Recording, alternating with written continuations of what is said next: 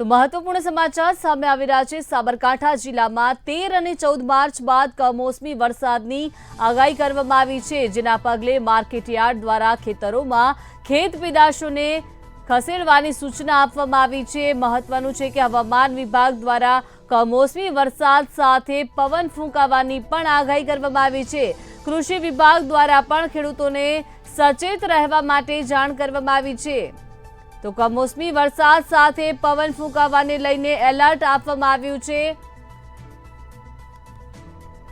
કૃષિ વિભાગ દ્વારા ખેડૂતોને સચેત રહેવા જાણ કરવામાં આવી છે। હવામાન વિભાગની આગાહી અનુસાર આગામી 13 અને 14 માર્ચ બાદ વરસાદની આગાહી કરવામાં આવી છે। માર્કેટયાર્ડ ખેતરોમાં ખેત પેદાશ ખસેડવા સૂચના આપવામાં આવી છે।